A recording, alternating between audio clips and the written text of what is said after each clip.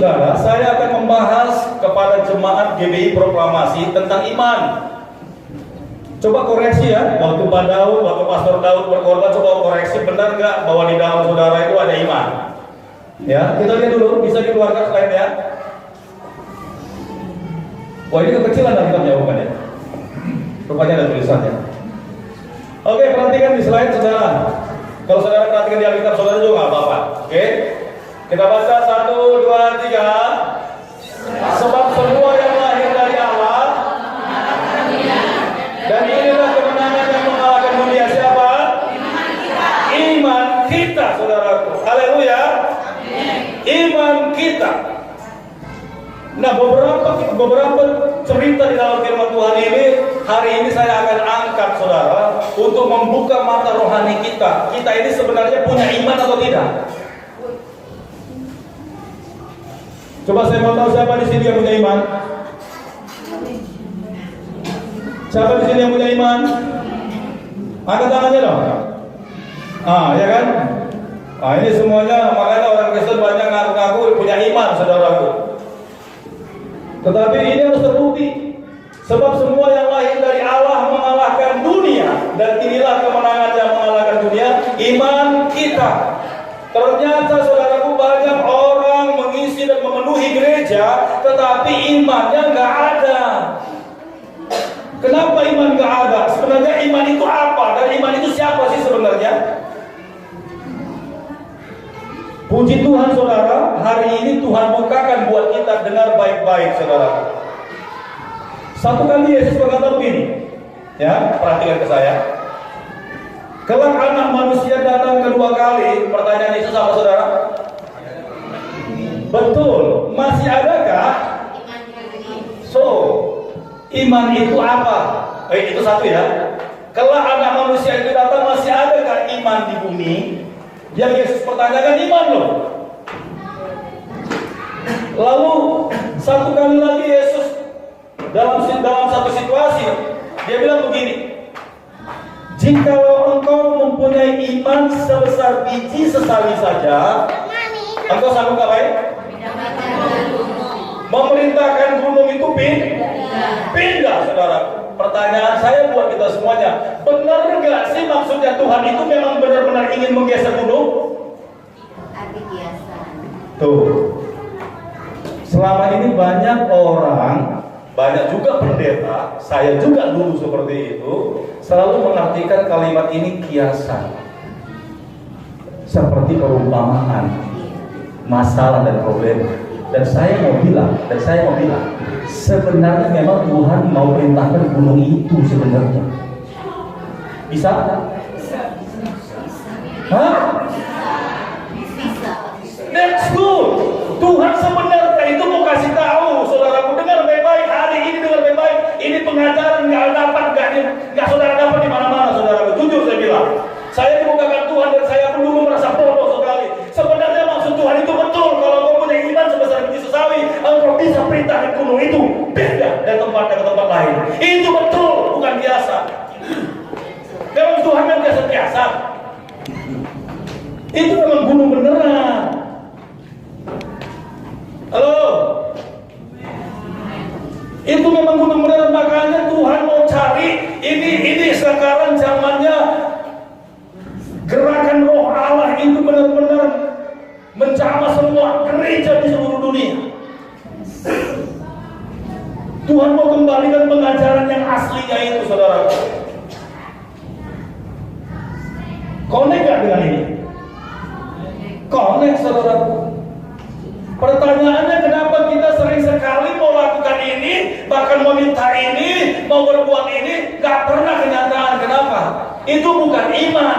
Itu cuma ilusi dan kepercayaan saudara. Why? Karena kita berkata begini, banyak hal yang kau minta dan banyak juga yang gak kau dapat. Kenapa? Karena semua yang kau minta itu untuk memuaskan keinginanmu sendiri. Artinya begini, banyak orang Kristen memakai logos iman tadi. Perhatikan baik-baik. Banyak orang Kristen memakai logos iman tadi bukan karena Tuhan yang suruh, tapi karena pikirannya yang bekerja. Itu sebabnya nggak pernah terjadi apa-apa, saudaraku. Ngerti nggak sampai sini? Saya masuk lebih dalam lagi, saudara. Sebenarnya apa definisi iman? Iman, Ibrani 11 ayat 1, adalah dasar dari segala sesuatu yang kita harapkan dan bukti dari segala sesuatu yang tidak kita lihat. Jadi iman itu dia bekerja bukan dengan cara saudara melihat, saudaraku, tapi dia bekerja dengan caranya Allah melihat. Amin.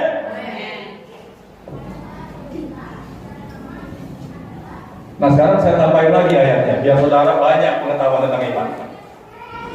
Lalu tadi itu definisi iman.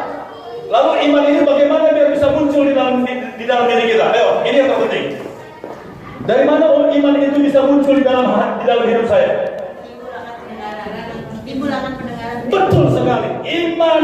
Iman adalah timbul dari pendengaran akan firman Kristus. Oh, haleluya. Pintar, saudaraku. Iman itu timbul dari pendengaran kita akan firman Kristus. Dengar baik-baik. Firman Kristus. Jadi iman itu nggak bisa diwariskan. Betul atau tidak? Sekalipun oma dulu pendeta yang luar biasa dipakai Tuhan, kenapa anak-anaknya melempem? Karena iman tidak diwariskan. Yang diwariskan adalah berkat. Jangan bangga jadi anak pendeta. Makanya saya train anak saya ini, saudaraku. Papamu dipakai Tuhan. Saya nggak bilang iman saya hebat, saudaraku, tapi dia harus belajar cari Tuhan biar imannya besar, saudara. Nggak bisa diwariskan. Mana kebenarannya, saudaraku? Satu di belakang. Saya masuk lebih dalam lagi, bukan pikiranmu, bukan rohmu, saudaraku. Benar, ini penyingkapan. Makanya di kitab Wahyu berkata, maka banyak kebenaran-kebenaran akan dibukakan, saudaraku. Kitab Wahyu berkata, Yohanes, janganlah menteraikan kebenaran itu, biarlah dibuka, katanya. Betul, sebab waktunya sudah dekat. Haleluya. Iman timbul dari pendengaran akan firman. Oke. Yohanes 1 ayat 1 berkata, pada mulanya adalah firman. Betul. Firman itu bersama-sama dengan Allah, dan haleluya, dan firman itu adalah Allah. Coba saudara masuk ke dalam pikiran Tuhan. Waktu saudara dengar khotbah, baca kitab dan dengar firman lewat telinga, amin. Begitu firman Tuhan itu masuk lewat telinga saudara, jangan keluar ke telinga yang sebelah, tetapi masuk ke dalam batinmu, saudaraku. Haleluya. Sekali lagi, Yohanes 1:1. Pada mulanya adalah firman, dan firman itu bersama-sama dengan Allah, dan firman itu adalah Allah. Tadi saya bilang iman itu dari mana datangnya? Iman timbul dari pendengaran, dan pendengaran akan firman Kristus. Waktu saudara mendengar firman Tuhan, itu artinya saudara sedang memindahkan firman ke dalam roh saudara. Sekali lagi saya bilang, firman itu adalah Allah. Jadi waktu firman itu saudara pindahkan ke sini dan saudara percaya, dan hari itu juga lah roh Allah bergerak di dalam hatimu. Amin. Jadi waktu roh Allah itu bergerak dan firman Allah di situ, orang-orang yang beriman itu saya katakan roh Allah ada di dalamnya.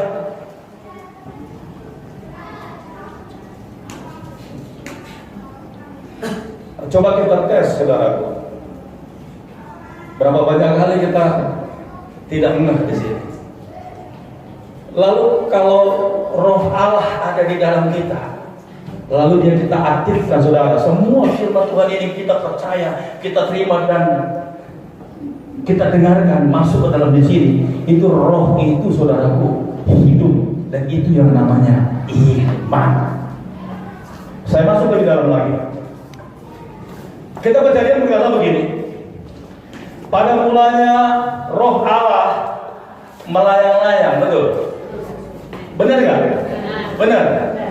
Berfirman Allah, jadilah bumi. Jadi nggak? Lewat apa, saudara? Lewat apa, saudara? Maka berfirman Allah, jadilah samudra. Jadi nggak? Maka berfirmanlah Allah, jadilah burung-burung di udara dan jadilah ikan yang merayap di air. Jadi nggak? Berfirmanlah Allah, jadilah cakrawala dan matahari semua yang di atas itu. Jadi nggak? Semuanya lewat apa, saudara? Lewat firman. Perhatikan baik-baik. Manusia, waktu Allah jadikan manusia, tidak dengan firman, tapi dengan apa? Dia ambil debu tanah. Perhatikan ya. Dia ambil apa? Nah, saya tanya sama saudara, debu tanah tadi itu terbuat dari siapa? Firman. Masuk, betul. Berarti saudaraku, manusia ini waktu Allah ciptakan serupa dan segambar dengan dia, lalu dia hembuskan nafas kehidupan. Lalu pada saat itu pula lah Adam pertama kali lihat Allah berhadapan-hadapan dengan muka dengan dia. Saudara sudah jawab bahwa tubuh manusia ini terbuat dari DNA, apa yang keluar dari mulut Allah, yaitu firman. Dari mana? Dari tanah. Perhatikan baik-baik. Jelas ya? Benar ngerti ya? Bahwa tubuh kita ini DNA-nya siapa? Firman. Tapi terbuat dari tanah, betul? Kan Allah berfirman kan, waktu dia bilang, maka Allah berfirman, jadilah bumi, betul? Dan segala isinya lewat firman, saudaraku. Tetapi manusia dijadikannya, dia nggak bilang berfirman Allah jadilah manusia, enggak, saudaraku. Dia ambil tanah liat, debu tanah, dibentuknya, wajahnya, bentuk fisiknya sama dan serupa segambar dengan dia. Lalu terakhir sekali dia hembuskan nafas kehidupan, maka hiduplah dia. Tetapi saudara harus tahu bahwa DNA tubuh manusia adalah firman. Betul, masuk dalam hatinya Tuhan sekarang, saudara. Nah itu sebabnya saya mau bilang begini, saudara. Waktu saudara baca firman Tuhan, jangan dalam hati. Kenapa jangan dalam hati? Saudara baca firman harus keluar suaranya, biar apa? Let's do. Nyampe ke sana. Tadi saya bilang bahwa iman itu timbul dari mendengar. Bagaimana saudara bisa mendengar kalau suaramu nggak keluar? Ngerti nggak?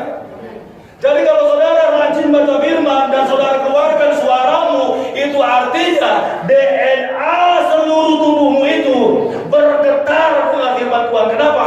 Karena dia diciptakan oleh firman itu sendiri. Jadi kalau ada yang sakit di dalam tubuhmu, saudara baca firman, itu semua sel-sel di dalam tubuhmu itu semuanya bergerak.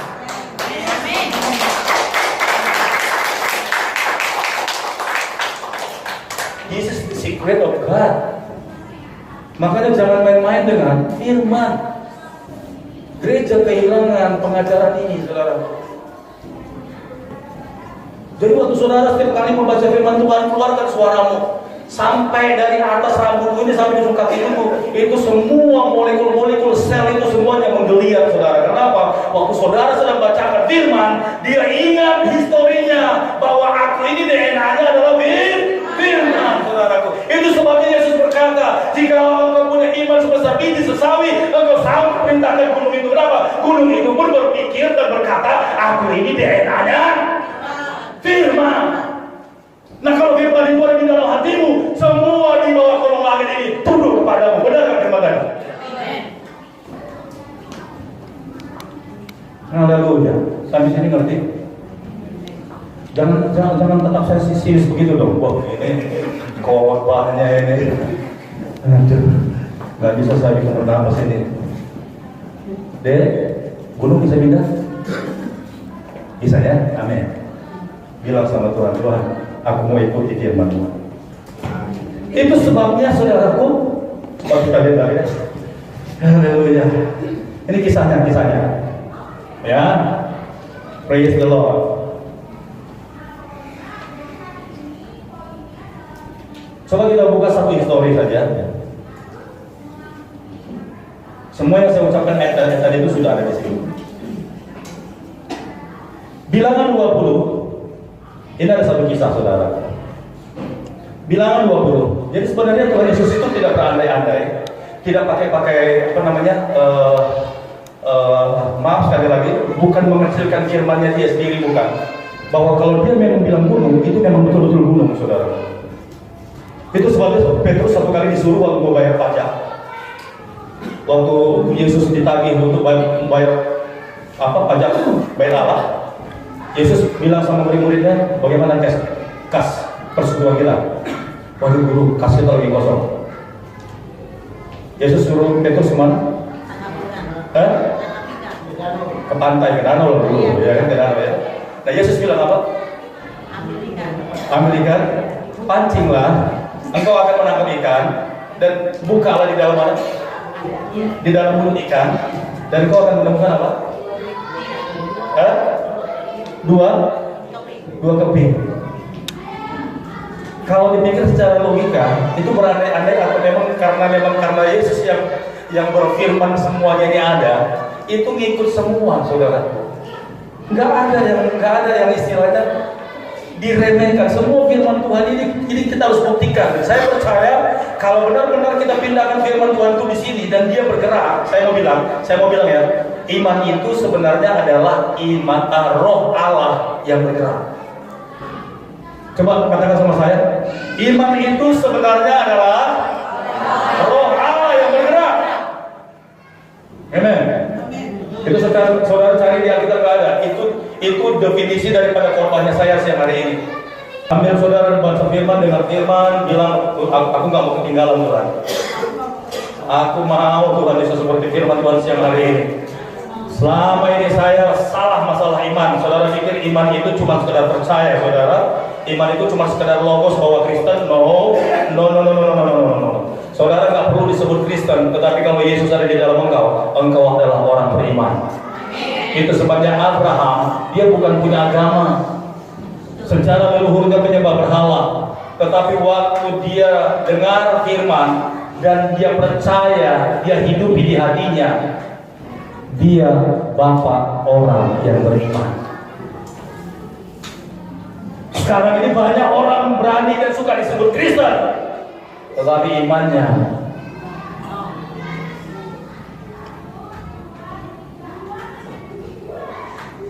oke, kita lihat. Mana? Belum ada? Bilangan 20, nggak ada ya?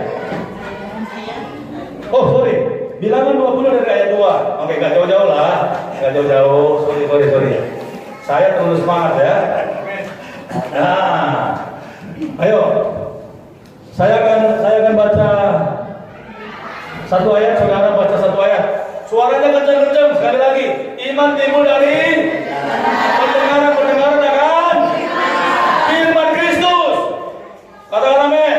Oke, saya baca yang di ayat 2. Pada suatu kali ketika tidak ada air, lihat lagi kesusahan ya. Bagi umat itu, ini ceritanya bangsa Israel lagi di padang gurun, saudaraku. Mereka bersungut-sungut karena hidupnya ternyata lebih susah daripada di Mesir. Berkumpullah mereka, sama mereka itu, inilah umatnya Tuhan itu, orang-orang Israel. Kalau sekarang disebut Kristen. Berkumpullah mereka mengerumuni Musa dan Harun. Ini lagi unjuk rasa, saudaraku. Terus. Dan bersegarlah bangsa itu dengan Musa, katanya, sekiranya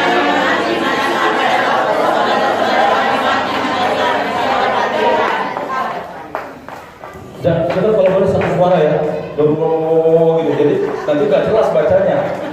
Coba satu suara, jangan dinaikin dulu. Saya mau dengar satu suaranya. 1, 2, 3. Dan bertengkarlah bangsa itu dengan Musa, katanya. Tunggu. Ini kayaknya ada yang terlalu hebat membaca. Kalau membaca itu saya bilang, makanya sering sekali kita baca firman kita nggak paham kan? Kenapa? Karena kita nggak ngerti kalimat itu jedanya di mana. Coba saya baca ya. Jadi saya bantu jelasin. Bacanya begini. Dan, nah gitu saudaraku. Dan, jadi saudara ngerti kisahnya. Dan bertengkarlah bangsa itu dengan Musa. Katanya, sekiranya kami mati binasa pada waktu saudara-saudara kami mati binasa di hadapan Tuhan. Nah seperti itu cara bacanya. Coba 1, 2, 3. Dan bertengkarlah bangsa itu dengan Musa.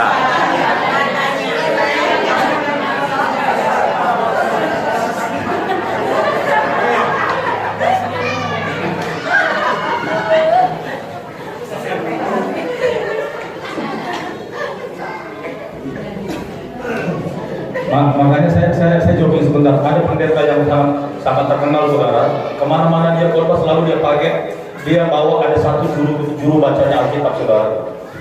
Jadi waktu dia berkhotbah dia nggak minta jemaat, dia suruh jemaat sesatu jemaat. Karena waktu dia membaca itu benar-benar persis seperti hatinya Tuhan ngomong gitu loh. Waktu dia misalnya lagi emosi kalimatnya, waktu dengan lembut, waktu dia geram bacanya saudara. Jadi membaca bukan sekedar benar-benar dibaca teksnya, tetapi perasaan Allah itu harus dipahami. Ngerti maksud saya ya?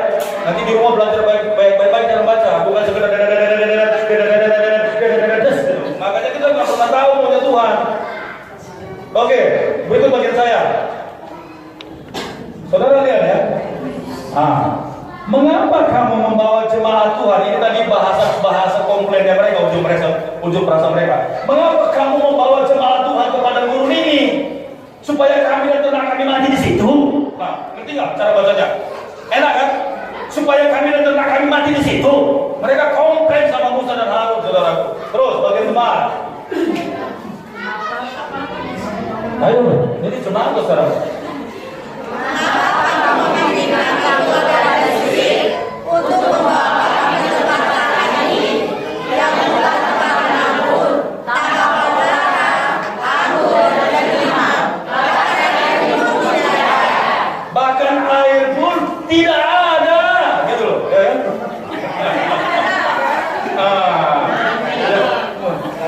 Kalau dengar dong. Kalau seandainya Musa itu dan Harun itu adalah bapak gembala udah puyeng 7 keliling, saudaraku. Saya berharap jemaat sini nggak seperti orang Israel ini begini ya. Banyak nuntut. Halo, ngapain kami gereja rajin di sini Pak Gembala, tapi kami nggak pernah dapat apa-apa.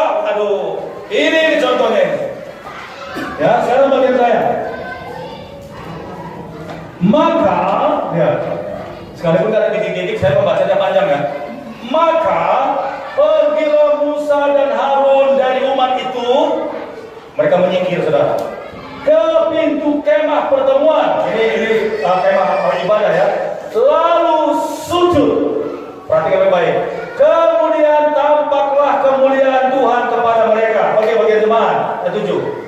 Tuhan berfirman kepada Musa. Lihat ayat 7 ini ya. Jangan dulu cepat-cepat. Tuhan berfirman kepada Musa. Lalu terus. Setelah tadi mereka masuk ke baitnya Tuhan, mereka sujud, lalu Allah berfirman. Apa yang Tuhan bilang? Lihat. Inilah roh Allah yang bergerak tadi. Maka berfirmanlah Allah, itu dia ngomong di hati di telinganya Musa. Ambillah tongkatmu itu, dan engkau dan Harun kakakmu harus menyuruh umat itu berkumpul. Katakanlah di depan mata mereka, lihat, kepada bukit batu itu supaya diberinya air. Tuhan cuma berfirman kepada Musa dan Harun untuk kumpulkan orang Israel mengelilingi bukit batu, dan ngomong kepada batu, bukan ngomong kepada jemaat. Just speaking, ngerti gak? Allah nyuruh Musa dan Harun ngapain? Ambillah tongkatmu dan panggillah semua orang Israel mengelilingi batu itu, anggaplah seperti batu. Lalu di situ dikatakan harus menyuruh umat itu berkumpul. Katakanlah di depan mata mereka, seandainya bangsa Israel itu saudara mengelilingi batu ini, katakanlah di depan mata mereka, bukan ngomong sama orang Israel. Katakanlah di depan mata mereka kepada siapa? Jadi Musa disuruh Tuhan ngomong sama siapa? Bukit batu. Haleluya, lihat. Supaya diberi airnya. Demikianlah engkau mengeluarkan air dari bukit batu itu bagi mereka dan memberi minum umat itu serta ternaknya. Bagi saudara. 1, 2, 3. Lalu Musa mengambil tongkat itu dari Tuhan, seperti yang diperintahkannya kepadanya. Inilah titik awalnya iman yang dipraktekkan Musa. Dia dengar firman Tuhan dulu, dan Tuhan menyuruh dia, lalu dia bertindak. Tapi kita terbalik selama ini. Tuhan nggak suruh kita berdiri, makanya jeblok semua. Zong. Ngerti nggak maksudnya? Betul ya Pak ya? Betul ya? Makanya kita selama ini frustasi beriman karena salah paradigmanya. Musa pun mau bikin perkara yang dahsyat, dia tidak dengan maunya dia sendiri. Aku ini kan sudah dipakai Tuhan, saya sudah diurapi di Gunung Sinai, oh tongkat ini bisa jadi ular. Tapi untuk masalah ini, dia tetap taat Tuhan. Haleluya. Ini bagian siapa sekarang? Bagian saya. Ketika Musa dan Harun telah mengumpulkan jemaah itu di depan bukit batu itu, berkatalah ia kepada siapa? Malah terbalik, saudaraku. Tadi Tuhan bilang jangan ngomong sama bangsa Israel yang degil tegar, yang tegar lekuk itu. Ngomong sama batu itu saja cukup. Aku akan buktikan batu itu keluar airnya.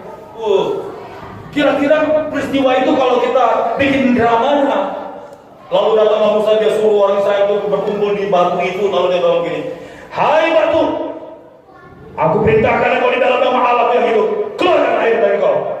Kira-kira airnya keluar gak? Halo? Kok jawabannya cuma berapa orang? Halo? Saya pulang ini, ternyata korbannya gak masuk. Kira-kira air itu mengeluarkan batu gak? Karena siapa yang suruh? Siapa yang suruh? Fir. Batu ini tahu bahwa dia dibuat oleh dia, gitu loh maksudnya. Apa saja yang diperintahkan oleh firman, alam ini tunduk sama firman itu. Bah, potongannya satu lagi dari belakang. Berat.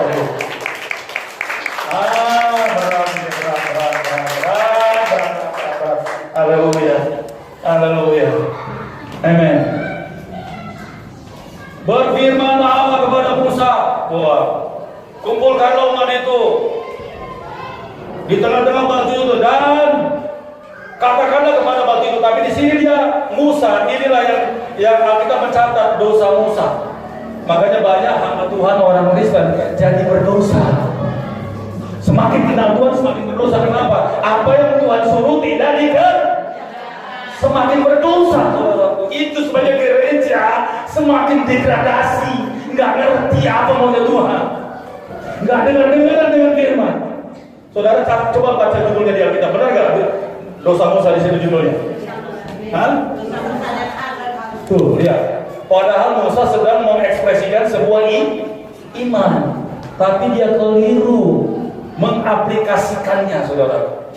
Allah cuma suruh dia ngomong karena aku sudah berfirman, ngomonglah kepada batu itu. Tetapi ternyata Musa ngomong sama orang Israel. Coba lihat. Berkatalah yang kepada mereka, dengarlah kepadaku, hai orang-orang durhaka, apakah kami harus mengeluarkan air bagiku dari batu ini? Musa sudah gentle dia. Oke, bagian jemaat. Tunggu. Oke, 1, 2, 3.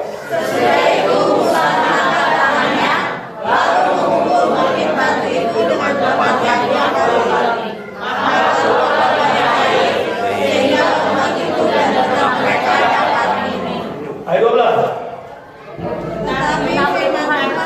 Tetapi Tuhan berfirman kepada Musa dan Harun, karena kamu tidak percaya kepadaku dan tidak menghormati kekudusanku di depan mata orang Israel, itulah sebabnya kamu tidak akan membawa jemaah ini masuk ke negeri yang akan kuberikan kepada mereka, yaitu tanah Kanaan, saudara. Justru Musa bukan ngomong sama batu itu, dia ngomong sama orang Israel, tapi batu itu diapain? Sebenarnya Tuhan mau bikin miracle, mujizat yang benar-benar sangat spektakuler. Only speaking to the stone in Jesus' name. The water out. Itu batu muncrat air. Sebenarnya biar bangsa Israel itu benar-benar percaya dan turut sama Tuhan. Tapi Musa salah, dia ngomong, dia marah sama jemaat, lalu dia pukul itu batu. Sekalipun Musa salah menerangkan imannya, tapi Tuhan tetap melakukan. Kenapa? Karena memang nama Yesus itu ajaib. Berikan tepuk tangan bagi dia. Dia nggak akan pernah namanya itu dipermalukan sama dia sendiri. Barang siapa yang berseru kepada nama Yesus akan diselamatkan. Itu pasti. Tepuk tangan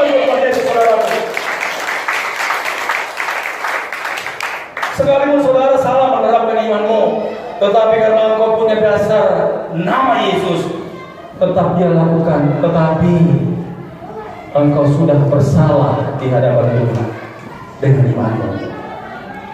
Makanya banyak orang merasa sukses, saudaraku, seakan-akan dia beriman. Enggak lama lagi habis, saudara. Kenapa? Karena semua yang dia miliki itu bukan Tuhan yang antar, bukan Tuhan yang kasih. Haleluya, haleluya. Sampai sini bisa paham? Apa itu iman? Roh Allah ya bergerak.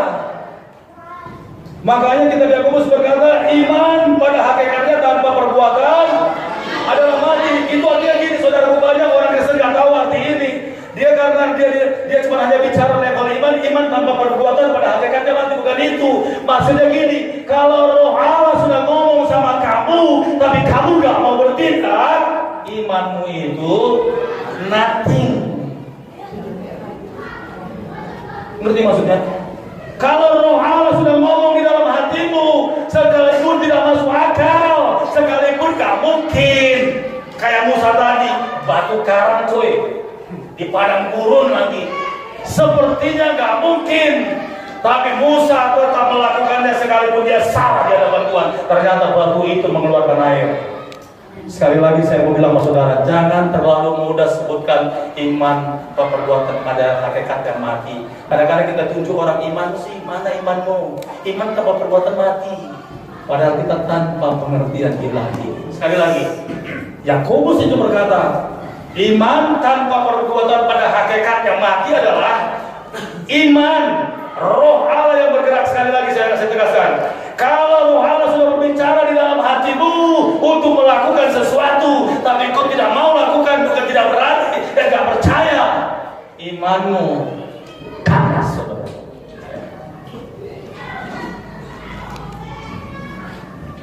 Haleluya. Siapa yang mau benar-benar melakukan terobosan besar tahun 2022, katakan